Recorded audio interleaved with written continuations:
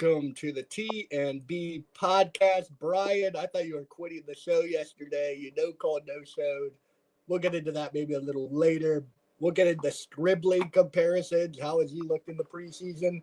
After all the hate on draft day, we'll see who we compare the guy to. Are we overthinking it? Are we overreacting? Are we underreacting? I don't know. The guy has been special through 2 preseasons and all the reports. So I'll ask for a comparison. Then we'll get into the good news and the bad news. And with the 49ers offseason, you know there will be bad news. Let's start up front. Brian, how are you doing? You skipped the show yesterday. I hope all is well. But you really pissed me off. I don't know, for some I kept losing on one phone and I had to charge the other phone and my phone ended up dying, so that's why I couldn't make it into the show yesterday. No quitting the show. Well, when the hell did you turn the phone on and why couldn't you text me, hey, I'm not going to make it today? It couldn't have been past 7 o'clock.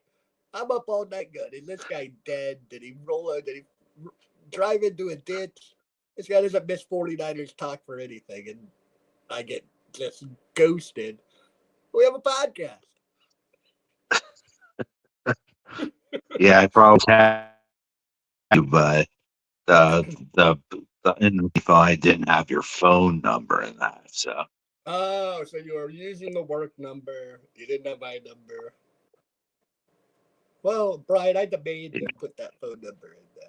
No, I'm just kidding. Anyway, Brian, it's good to have you back. We got an exciting podcast. The meat and potatoes, or the 2 sides, if you're like my friend Brian on his birthday, will be a 49ers all-time draft. It will be worth the wait. But before we get into that, we do have an introduction. Brian, preseason game. They play the Chargers. They kick some ass. What was your biggest takeaway? The one thing you took away, feeling positive? There wasn't much negative to be taken away, but what was the biggest takeaway for that game? I would say the 3 wide receivers, Stribling, Watkins, and Cowan. We finally saw something from all 3 of those guys. Cowan with the kick return for the touchdown.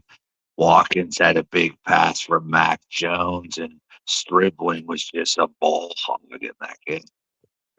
Brian, we have been talking about Khalid and Watkins since they were drafted last year. We got some speed on the outside. We got some weapons. Shanahan did not play him for whatever reason, whether it be not skilled enough, didn't block well enough. We're kind of seeing the fruit. It is preseason. I don't want to overreact too much. A great punt return by Callie, and I still want to see him utilized more in the pass game. Watkins looked great. Stribling looked good with Purdy. But I don't want to overreact in the Stribling game in week 2. Week 1 was much better. That drop in the end zone was not good. And if that happened in the regular season, he would be getting probably a strong tongue of negativity, a big drop. But you can see the stuff on the field. The guy looks special. I agree. The receivers look good. It's good to see. It's going to be fun to see Evans and then Debo doing the wing back, running back, playmaker position. I agree with you, Brian. That was a lot of fun to watch. Anything on defense? Yeah, I just liked how they kind of stepped up in that game because a lot of people were criticizing them for not looking good during the joint practice. It felt like they kind of took that personal. They ended up shutting down the Chargers for all the game. I mean, Lenore was just shutting down whatever receiver he was guarding. No, the defense looked good, and that was good to see. Herbert didn't do anything. It is preseason. I don't want to get into practices and preseason. We will get into a little bit of practice because of things I liked outside of the joint practice. This 49ers practice. But lastly, the good news. CMC, George Kittle returns from the PUP list. They're both on the practice squad, playing, gearing up for week 1. CMC is not having to hold in. How excited are you, Brian, to get George Kittle CMC back on the practice squad? I'm very excited because they're what who make our offense run. When Kittle and CMC are in there, our record is really good. When they aren't in there, our record isn't very good. So Yeah, Brian, just quickly to point to those statistics. When they play together, the Niners win 70% of the games. When one of them plays, I think they're 500, and when both do not play, they are 0-3. It's going to be important for them both to stay healthy, find a way to be on the field. Yeah, I'm excited. I think it's a huge deal. Your prediction for week 1, do you think both will play, even as early as it is with the Kittle injury that he's coming off? Do you see this as any like sort of smoke signal, like, oh, keep you guessing Rams? Because I could still see George Kittle sitting out week 1 and saying, here's 10 extra days. Let's get ready for the next 16 weeks. Don't travel to Australia. But at the same time, he's George Kittle. He wants to play. yeah, I just feel like there's gonna be a lot of the guys, maybe like McKeel. Um, you won't see him in that game. There's guys that they might just want to rest 10 extra days and go to week 2 because it is a long trip all the way over to Australia. Do you think CMC or Nick Bosa will be one of those guys? Just your guess. Yeah, I think Bosa and CMC Not plays, Bosa. but I When I say don't. Bosa, CMC or Kittle. We'll get into Bosa's a different story. Oh, you don't think he'd be ready by week 1? I'm going to be happy to see Bosa by the bye week at this point. But I don't want to get into Bosa. We'll get negative about Bosa later, maybe a different episode. I don't want to get into Bosa right now. Bosa's sitting out. He's doing his thing. Week 1, will Kittle and CMC both play? One of them play? It's hard to say neither of them will play because I believe at least one will play. Which one do you think will play?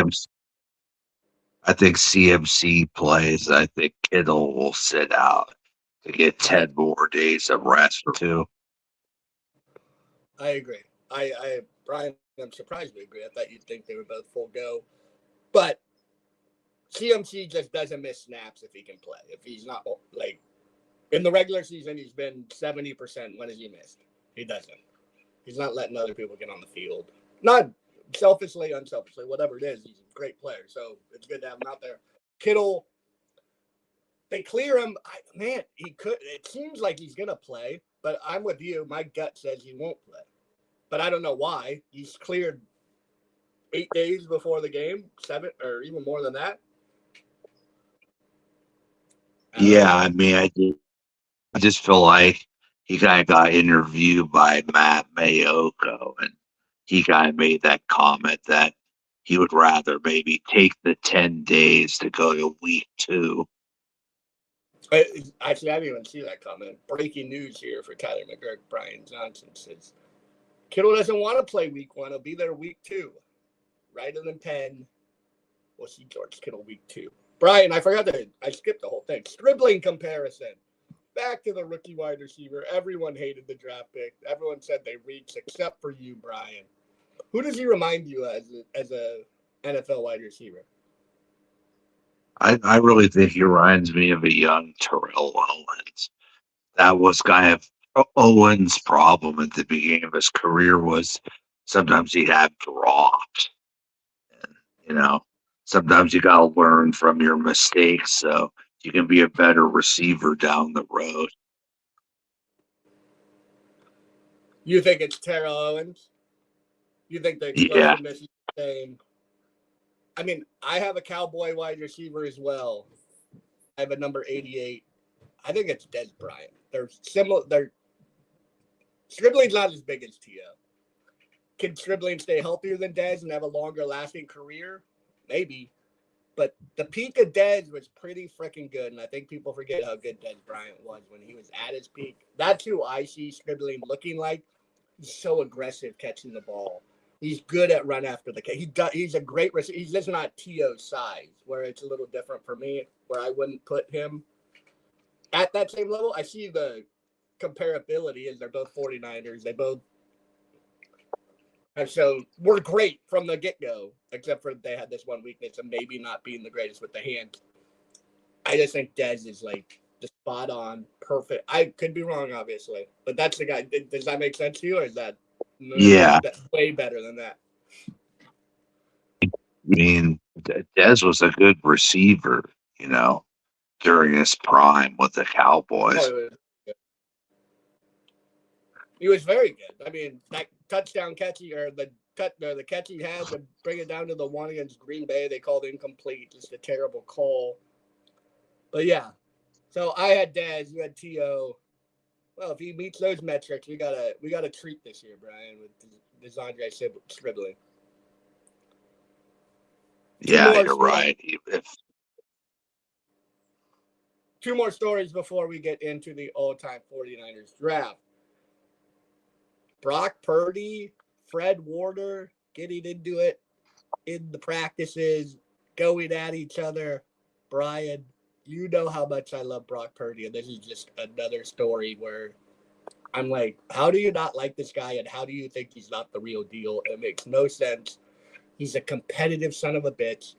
He wants to win at all costs, and he's not afraid to step up to the best players on his team and have something to say. And it's all love afterwards. Fred Warner speaks highly of him. I love these stories about Brock Purdy in the offseason.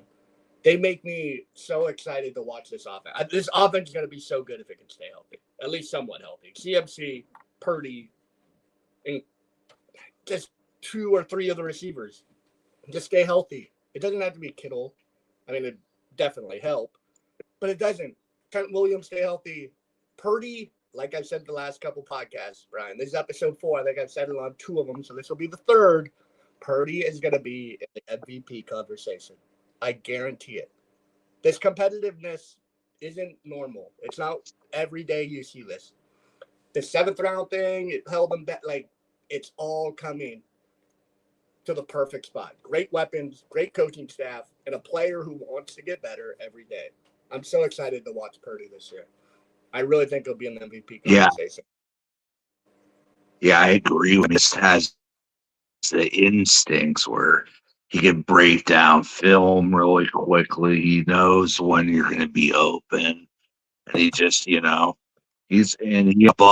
think he has a very underrated arm. I think he can get the ball down the field if you need it to. I agree. He's one of the best long ball throwers in the game. If you look at his accuracy downfield, he's really good.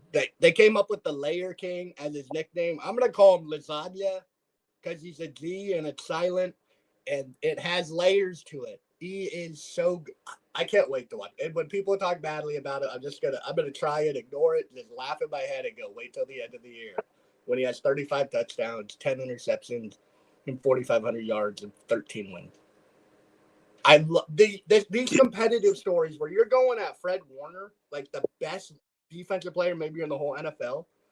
Obviously, he's on your team. And there's mutual respect where he's like, oh, I love Purdy. And he has nothing but it's such a good sign. It's the best sign.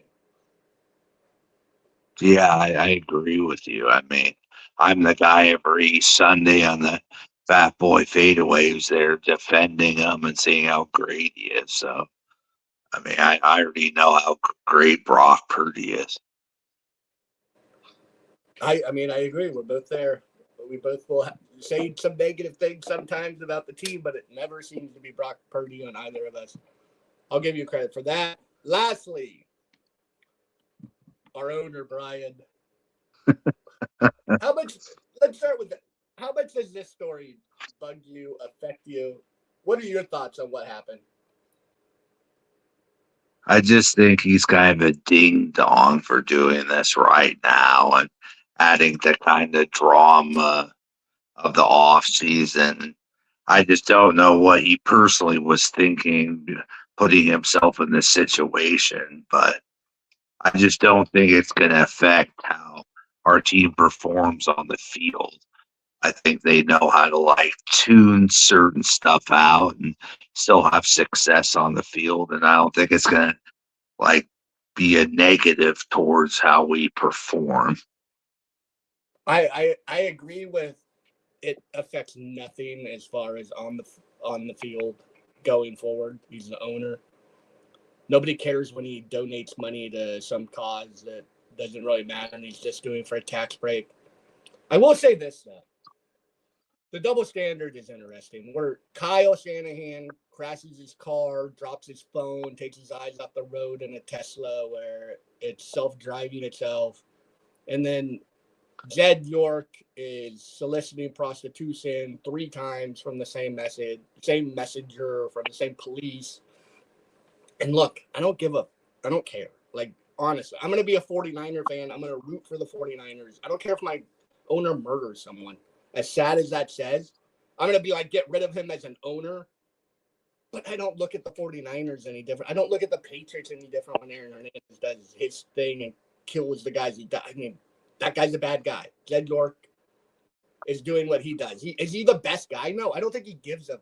And I don't want to hear an apology. What are you apologizing for? You got caught? Because you don't care. If you didn't get caught, you wouldn't apologize. You're only sorry because it's now news. And maybe it'll affect the 49ers franchise like worth by 0.001% of what it's worth. He doesn't care. I don't care. I think he's a terrible guy. I don't think it affects the 49ers roster, but I don't want an apology. I don't care anymore. He's just the owner. Like, the owner is so high up, it has nothing to do with me and what I'm rooting for. I know he owns the team I'm rooting for, but I just don't care. I really don't. I mean, it should be in the news. You should be embarrassed, but I don't want to hear an apology. That's the one thing I don't want to hear. I don't care. Don't apologize for something you're not sorry for.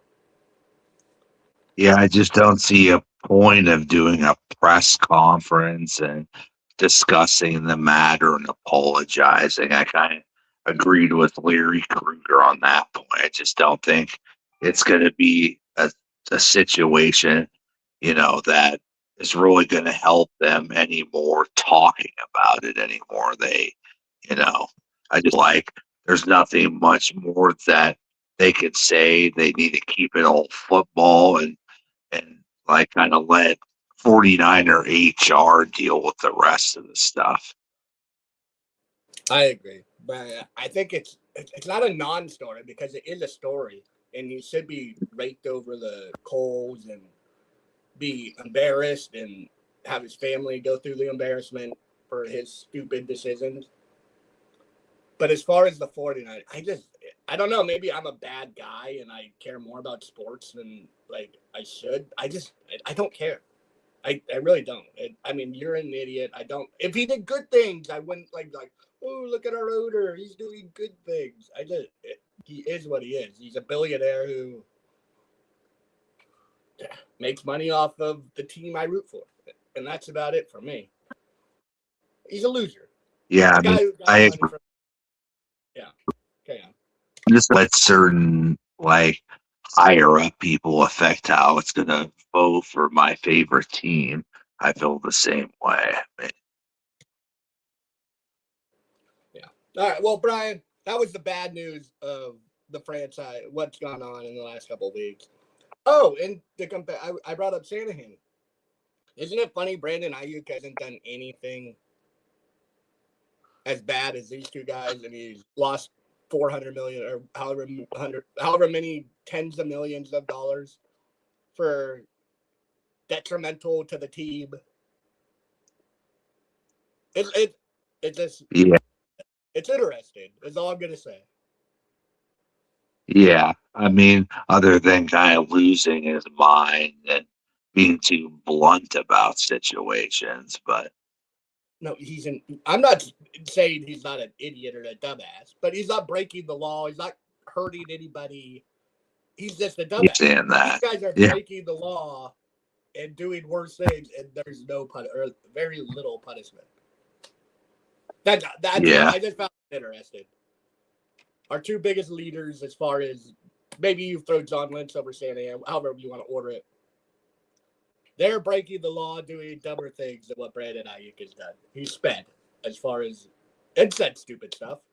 he deserves to not be a 49er anymore, but they won't cut him for reasons unbeknownst to anybody. Yeah, exactly. That's the double standard. Yeah. All right, Brian, let's get into the meat and potatoes, the all-time fantasy draft. This is how it's going to work. We're going to draft 1 QB, 1 running back, 2 wide receivers, 1 tight end, 2 D-line, 2 linebackers, 2 DBs, and then 1 wild card player. You can pick either offense or defense for the wild card spot, but you have to have filled up your offense and defensive spots already to get to your wild card spot. Does that make sense? Yeah. I'll be writing down, and I'll let you know when you filled up your offense or defensive side of the ball. Okay, and then perfect. 1 line if I didn't include that. Brian, you have the first pick. I'm guessing you'll take Terry Kirby at running back. I'm going to go with the best one. I'm going to go with the best wide receiver of all time, Jerry Rice. If you want to build a team, you got to start with a great wide receiver who broke all kinds of records. Brian, I like that pick. I mean, I got to take the 2 other guys who are no doubters on the Mount Rushmore Hall of Fame of San Francisco 49ers football, and that is Ronnie Lott at DB. Who's the 4th? Who do you have on the 4th? Obviously, Joe's the 3rd guy. Who's your 4th guy on the Mount Rushmore? If you could list off the top. I mean, I would probably pick. I would probably have to pick Patrick Willis on there. Patrick Willis would be your 4th guy? Yeah. Interesting. Over Steve Young? I think I almost have to go 2 quarterbacks. I don't know. It's debatable, but I just think Patrick Willis was just a damn good linebacker. It wasn't his fault. He was on really bad teams. Brian, just for position scarcity, I went Ronnie Lott, my 2nd pick. I can't let you have Jerry Rice and Terrell Owens. I'll take Owens as my first receiver. So I have Ronnie Lott and T.O.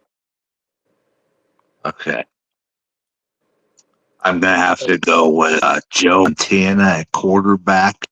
You got to start your franchise. Did you say Joe Tana? Joe Montana. Joe Montana. All right. Good pick. You have the 2 best players in franchise history, so you win that. That's a good start. Okay, and I gotta go Darren because he always complains about this position. I feel like you gotta start your franchise with a great linebacker. So I'm going Patrick Willis. All right. Patrick Willis, Jerry Rice, and Joe Montana. I got Ronnie Lott, T.O.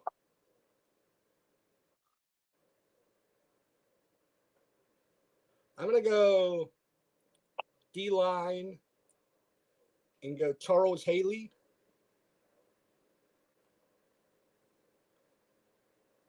And then I'm going to go to the linebacker spot and take Fred Warner to start off my linebacking corps. So I have Warner, Lott, Charles Haley on the defensive side of the ball, T.O. on the offense. You have Montana and Willis. You got 2 picks, Brian. Any position is open except for quarterback. Okay. I go with defensive tackle. I'm going to go Bryant Young, one of the great ones out of Notre Dame. He was at D-line? And then I'm going to start off my offensive line. I'm going to go Randy Cross. Oh, man. You get the color commentating? Yeah. There's only 1 O-line spot, right? Yeah, I'll go with Randy Cross. Okay, so I'm going to go to linebacker and go, or I'm going to go DB. I'm going to take the greatest year of this man's career. It's the third team he's known for, but I'm going to pair Ronnie Lott with Deion Sanders as my two DBs. And then my running back, I'll go Roger Craig, Hall of Famer, finally, well-deserved, one of the originators of the receiving back, first thousand back receiver running back of all time. So I got Roger Craig, T.O. on offense. I have Haley, Warner, Lott, and Deion on the defensive side of the ball. Okay. I'm going to start one of my quarterbacks and go Jimmy Johnson. Oh. He played 1960 or 1976. All-time great 49ers cornerback. Played like 15 years with the Niners. One of the greatest, longest tenured 49ers in NFL history. So, great pick. Very old. Never saw him play, but familiar name, different look, same great player. So, not a bad pick, Brian. And now I'm going to get my running back out of the way, Joe Perry.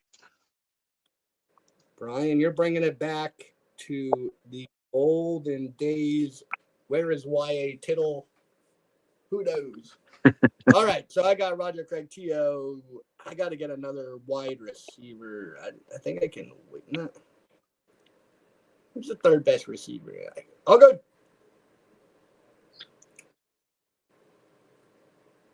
I'm going to go linebacker, go Navarro Bowman as my second linebacker.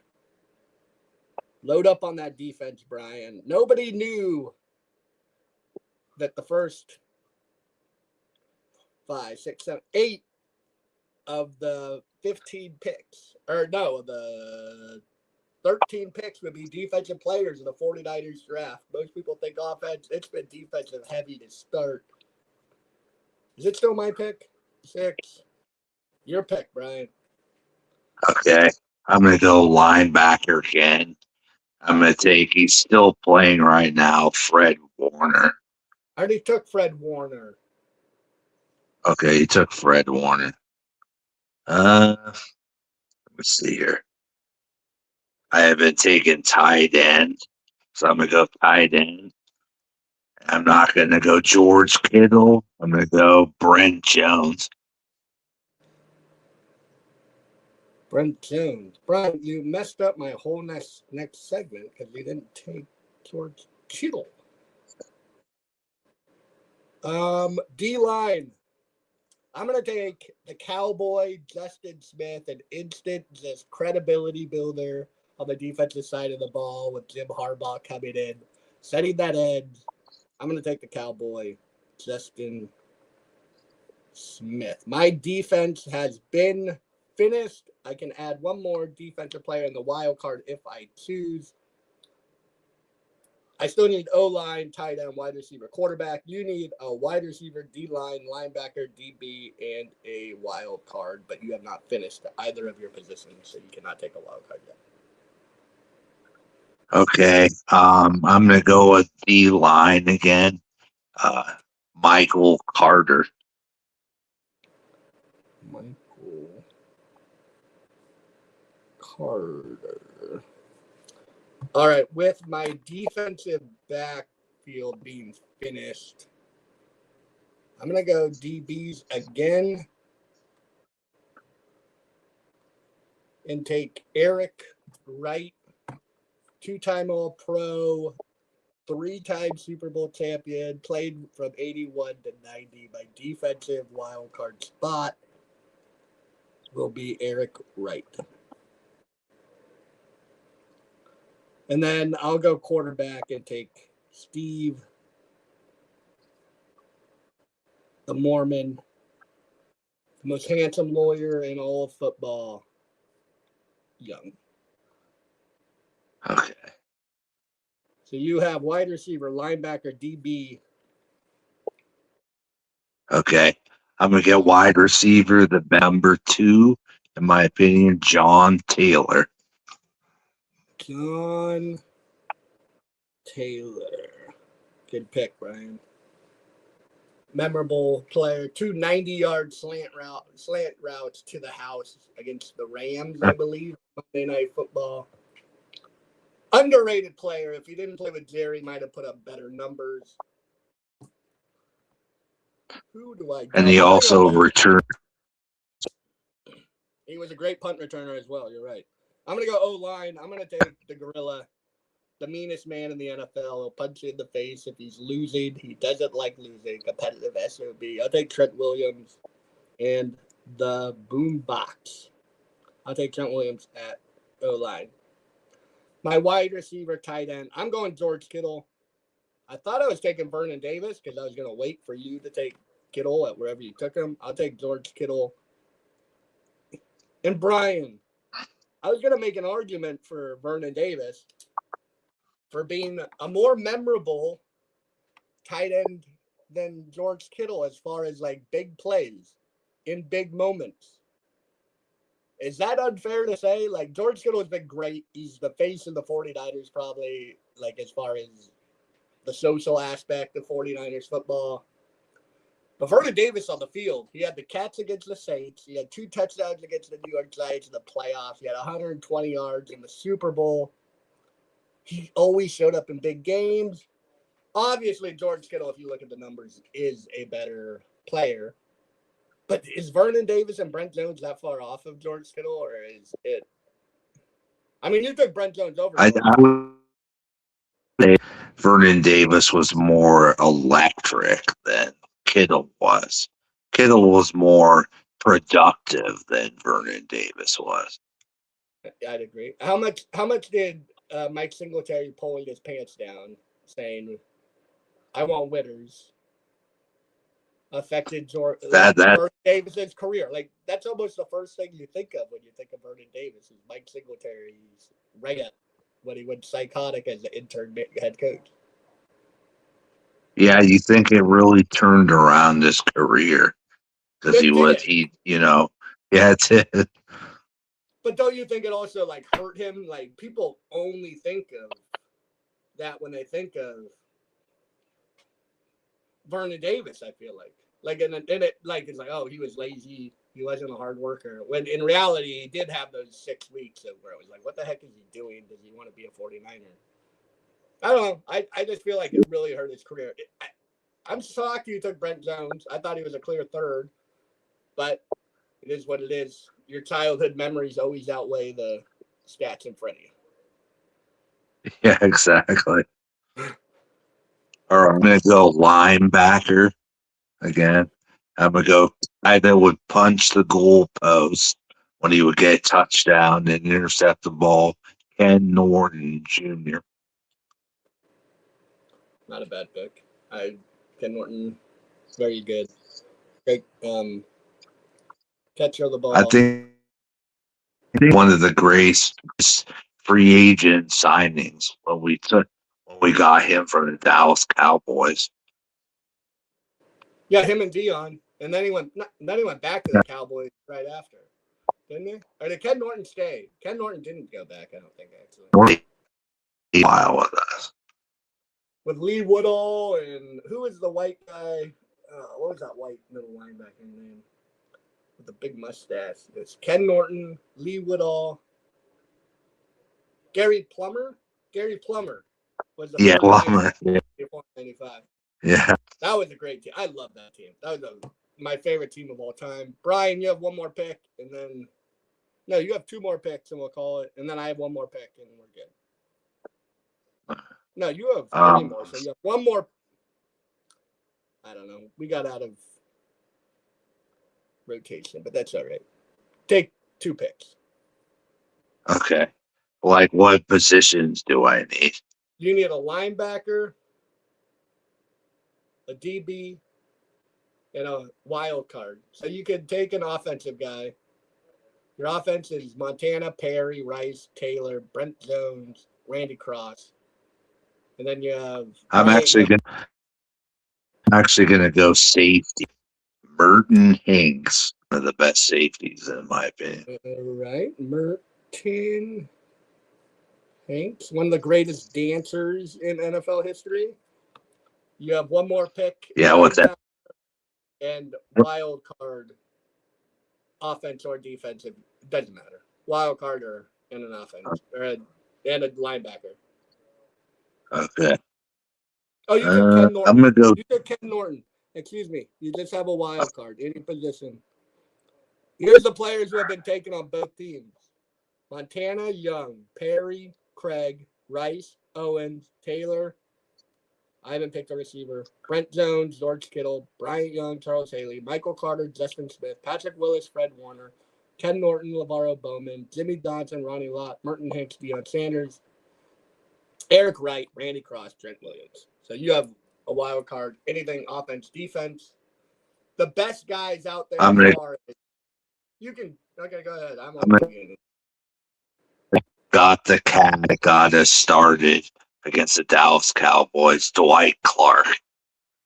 Dwight Clark, Brian. Not a bad pick. I'm going to go Gene Washington, 1970s leader in receiving yards. Was the number one option when John Brody won the MVP for the San Francisco 49ers, took them to the NFC Championship game. I go Gene Washington. Brian, I'm going to post our teams on the X, not triple X, 1X. Go check it out at Tyler M. Girk right there. You can see it. Right there. Go there on Twitter. And on the YouTube, hit the like and subscribe. We will be back maybe Thursday, probably Thursday, if we do come back this week. Yeah, Thursday. It'll be next week. Brian, no more no call, no shows. It makes me cry. I cry myself to sleep. I don't know if we're coming back. I think it's over with. Is the party over after 3 episodes? No, we're back for 4. Go to the X. Go take a vote on who had the better team. Like and subscribe. Thanks for tuning in, Brian. Thanks for hanging out, talking 49ers football. I know you love it as much as I do. F the Rams, F the Raiders. This is Niners football. And like that, peace.